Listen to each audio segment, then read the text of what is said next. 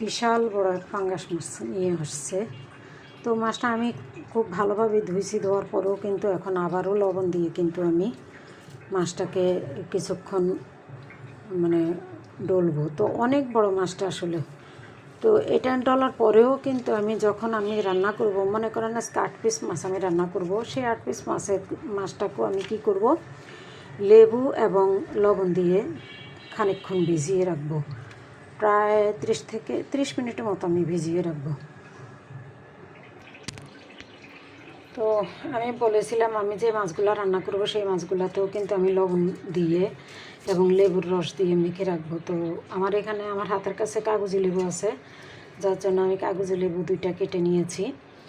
আর এভাবেই কিন্তু আমি যারা পাঙ্গাস মাছ খেতে পারেন না, আমি বলবো তারা এইভাবে লেবুর রস এবং লবণ দিয়ে আগে কিছুক্ষণ মাখিয়ে রেখে দিবেন।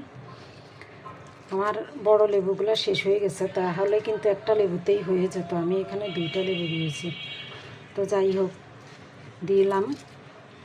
আর এখন আমি আধা ঘন্টা 15 ঘন্টার জন্য কিন্তু আমি মেখে রেখে দিব।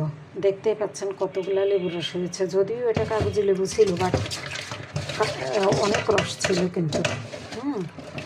তো এইভাবে কিন্তু আমি মেখে রেখে দিব।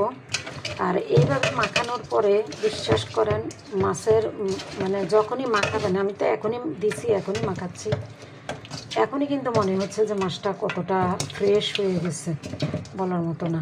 তো আমি যখন আধা ঘন্টা রেখে দিব তখন মাছটা অবস্থা কী হবে নিশ্চয়ই বুঝতে পারছেন। আর লবণ তো আছেই সাথে। তো এইভাবে কিন্তু এখন আমি ঢেকে রেখে দিব, ভালোভাবে কিন্তু মেখে রেখে দিব এখন ঢেকে। তো আপনারা কিন্তু ওই কাজটাই করবেন, করলে দেখবেন আপনারা এইভাবে মাছটা ভেজে একদম ভেজে রান্না করে খেয়ে দেখবেন কতটা মজা। যারা পাঙ্গাস মাছ খেতে পারেন না তারা খুব ভালোভাবে মাছগুলোকে ধুয়ে তারপরে লবণ এবং লেবু দিয়ে ভিজেই রাখবেন আধা ঘন্টার মতো রেখে দেওয়ার পরে কিন্তু এরকম গোলা পানি বের হবে। দেখেন এই মাছের থেকে সব রকম মানে যত সমস্যা আছে সব বেরিয়ে যাবে। তারপরে আপনারা ভেজে যেভাবে ইচ্ছা সেইভাবে রান্না করে খেয়ে দেখবেন কতটা মজা।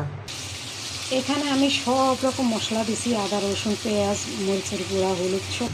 মাছগুলো আমি ঠিক এইভাবে ভেজে নিছি, একটু বেশি করে ভাজছি।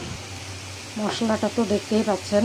এখন আমি সবগুলো মাছ দিয়ে দিব, কারণ মাছের সাথে যে তেলটা ছিল ওইটাও দিয়ে দিব। কিছুক্ষণ মশলার সাথে আমি কষিয়ে নেব মাছগুলো। যেহেতু বড় মাছ একটু সুন্দরভাবে কষিয়ে